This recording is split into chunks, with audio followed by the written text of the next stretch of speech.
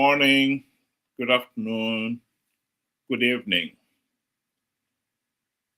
Welcome to 2026.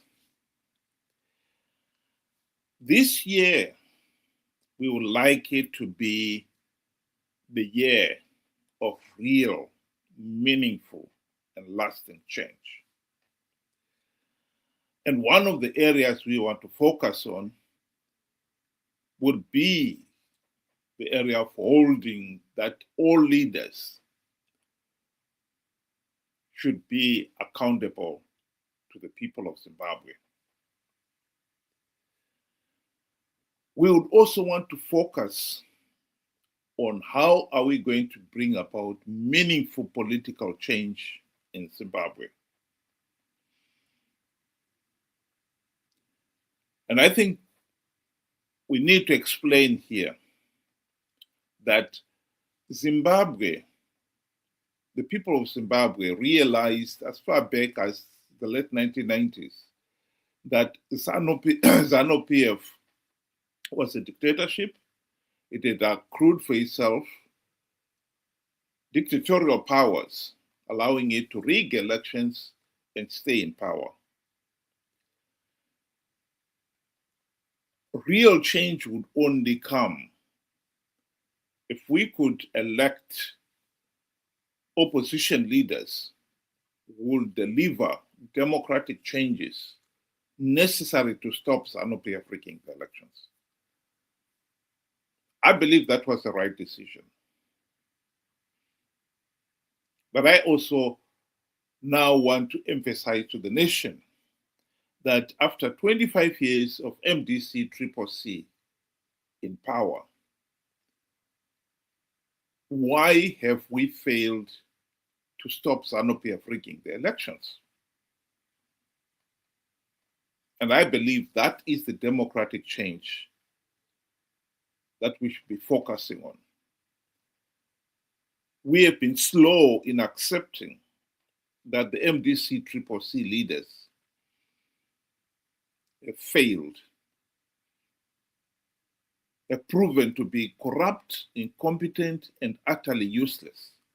They failed to implement even one token reform in 25 years on the platform, on the political stage, including the 5 years in the GNU when they had the greatest opportunity to do so. And ever since the GNU debacle, the MDC-CCC leaders are the ones who have insisted in participating in flawed elections,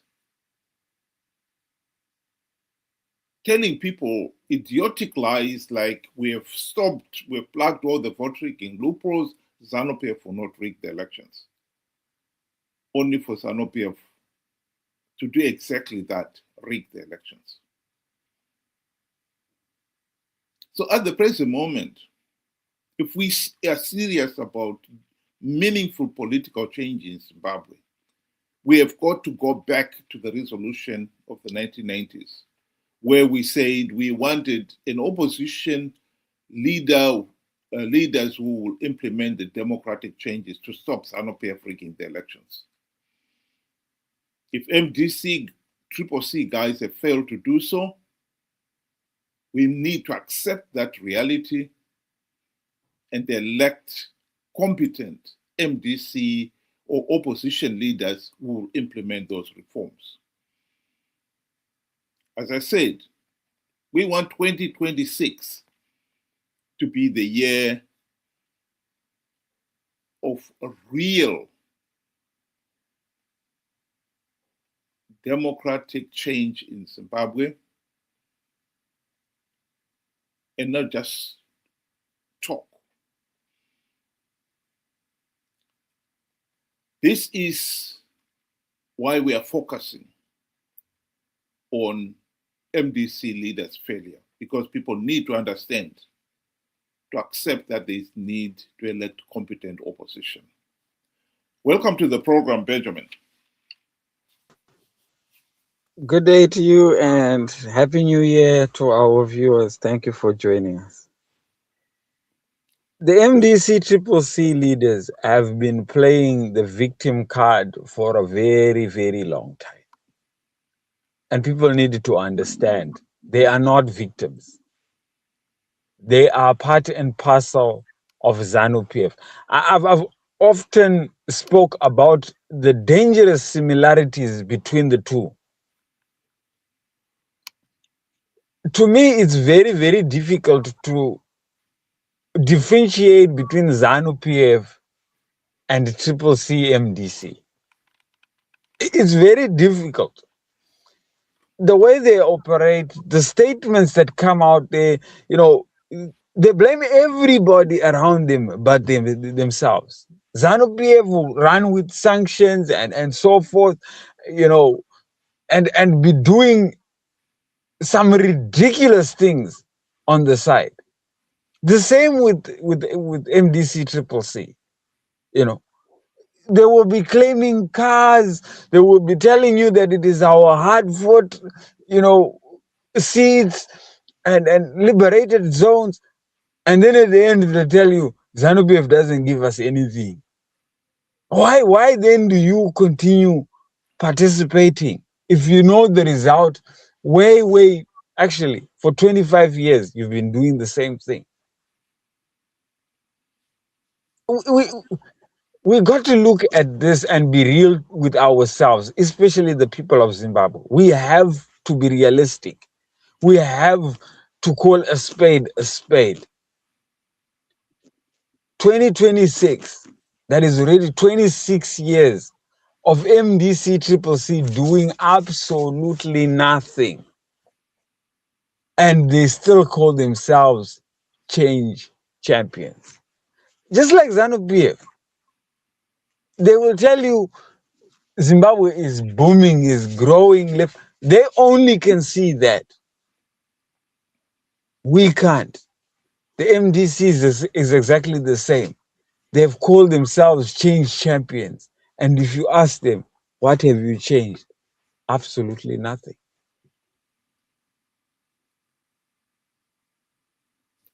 Well, would like to listen to a video clip where the journalist Blessed Mhlanga is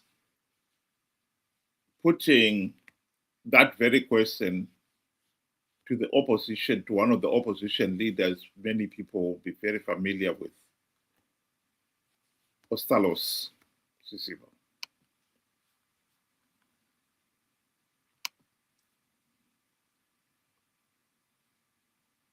Path to your station of choice you have controlled.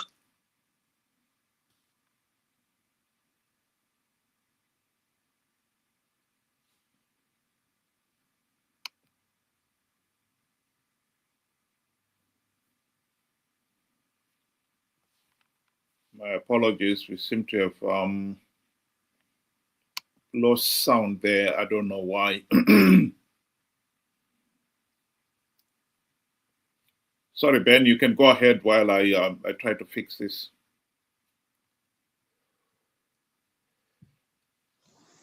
I must say, I agree with your opening statement. When you say this is a new year, this is a year that we take a hard look at ourselves, especially the people of Zimbabwe. I mean, in the late 90s, we came to the realization that there was a need for us to change the status quo. Zimbabwe was a one party state and still is a one party state. And the start was good. And I sincerely believe, the MDC, as their name suggested in the first place, the movement for democratic change, was to implement reforms. But because of popularity, and that popularity later led to greed, they lost track and focus on the number one objective, which were reforms. And up to today, not even one reform has been implemented. So clearly, after 25 years, it's failed. We have to call it a spade a spade. They have failed. And I think it is time where, we should look for an alternative or create an alternative, because I don't think it's just going to fall from out of the blue. We will have to create that alternative. Let me try it again. Let's hope this time it'll work.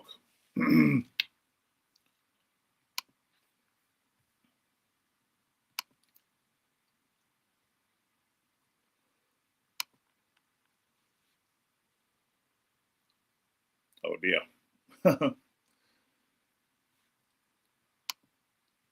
Seems like we are out of luck. But in this interview, just to give a summary of what the interview was about, Ostalos was asked, why have you been participating in fraud? Why have you failed to deliver services? And he split it into two. He accepted that there are external factors, and these he attributed to Zanu PF. And he had actually the watershed point where he said when Elias Mzuri was the executive mayor of Harare, he had executive powers. But as soon as he was elected, Zanu PF government engineered so that all executive authority was taken away from local government and given to the Minister of Local Government. And he goes on to say even the present local authorities do not have powers to purchase even toilet paper. Now, that point, many people would relate to, and they've understood that. And if we are to be perfectly honest, those were some of the democratic changes that the people of Zimbabwe wanted the opposition to implement.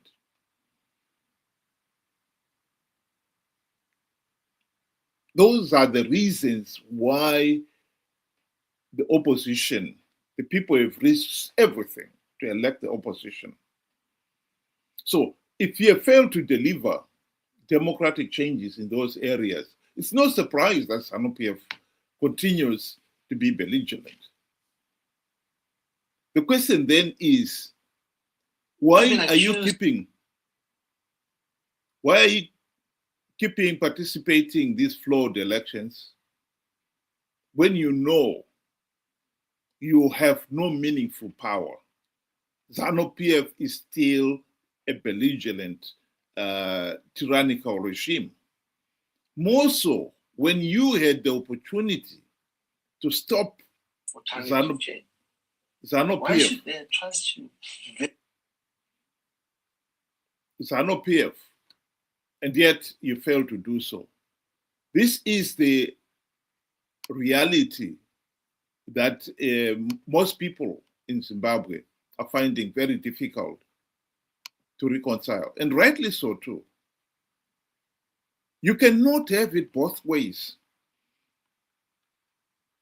And I think when push comes to shove, we have to accept that the opposition had the opportunity to implement the democratic reforms. They did not, because Robert Mugabe bribed them with the trappings of high office, and they forgot about the reforms. And they've been participating in flawed elections, knowing fully well that they are flawed, out of greed. That point has been made several times on this program, and we cannot run away from it. That is the reality. And to pretend otherwise is naive. In other words, what we have in the form of the opposition in Zimbabwe is a corrupt, highly compromised political opposition that has been participating in these flawed elections to give Zanu PF legitimacy and thus perpetuate the dictatorship. That is the reality that the people of Zimbabwe, as much as some of our people are refusing to accept it, that is the reality we as a nation must accept.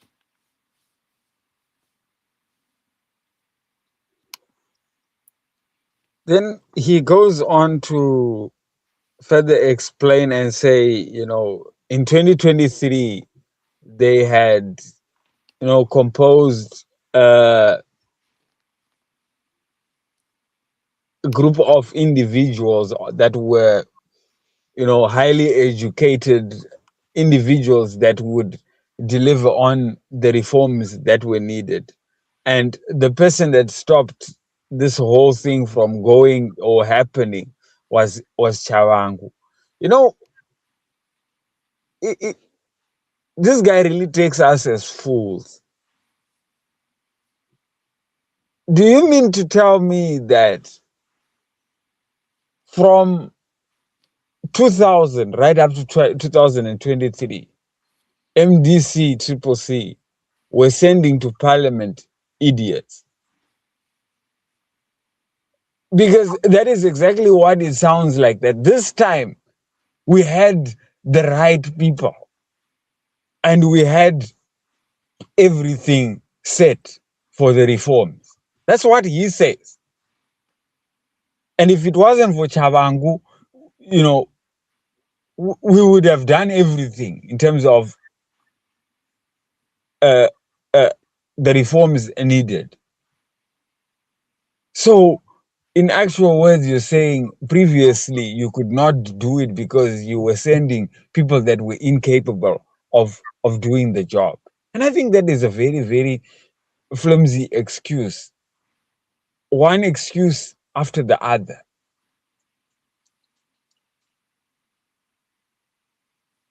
They should, I think, when it comes to reforms, we shouldn't have been talking about them now. It should have been something that should have been done a very, very long time. And I believe the first group could have done it at any point. Particularly, we keep referring to the GNU, and that was the golden opportunity where the whole environment, political environment in Zimbabwe was somewhat stable and was actually in their favor. But then if you look at history and how history records itself, and if we do not alter it, you will find out that it was actually the MDC Triple C that stopped reforms from going through. One, they never tabled any reform. Two, when they were reminded by SADC about the reforms, they went and reported SADC to Mugabe. And we all know that Mugabe was the one that later swore at the SADC lady that had been sent to remind the MDC. And three, when they were in Maputo, they were warned not to go into another election in 2013, sorry. And it was the MDC themselves that pushed that they wanted those elections. And lo and behold, Zanu PF gave them the elections and they rigged them. So no matter how much you want to spin it, Ostilas is lying. And he is lying just, to take the people for fools, to try and corner us into participating in 2028. But I've got news for him. And if he looks around him, you will see that this sympathy card is up. The people of Zimbabwe are slowly but surely seeing MDC-CCC for who they are. Conmen, incompetent, and utterly useless. And pretty soon, the whole jig will be up. They will be tossed away because of their failure, their greed, and so forth.